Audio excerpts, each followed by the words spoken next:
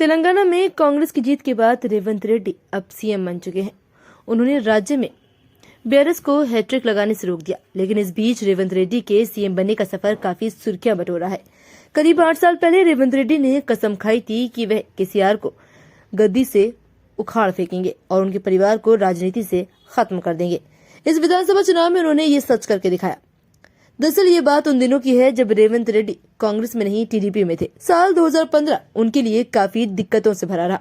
सरकारी अधिकारी को पैसे देने के आरोप में रेवंत रेड्डी को गिरफ्तार कर लिया गया। इसके बाद उन्हें जेल भेज दिया गया।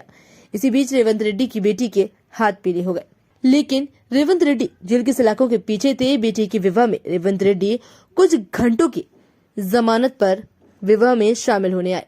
तब उस समय टीडीपी सुप्रीमो चंद्रबाबू नायडू भी इस विवाह में प्रमुखता से मौजूद रहे।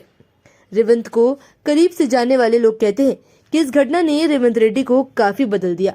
इसके बाद उन्होंने राजनीतिक तौर पर टीडीपी सुप्रीमो राजनीतिक तौर पर बीआरएस को उखाड़ फेंकने का संकल्प लिया।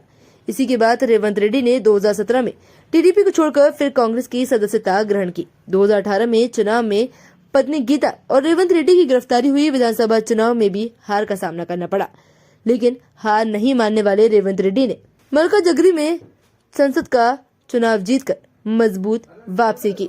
कहा जाता है कि जब उनकी बेटी के विवाह के लिए रेवंत को कुछ घंटे पहले जमानत मिली थी, तब उन्होंने चेल्लापल्ली जेल से रिहा होने के बाद केसीआर को मातृभूमि में कुचलने की कसम खाई थी और उन्होंने जेल के बाहर एकत्रित भीड़ से कहा, मेरे जीवन में एक ही मकसद है, केसीआर को उखाड़ फेंकना और उसके परिवार को राजनीति में अप्रासंगिक बनाना।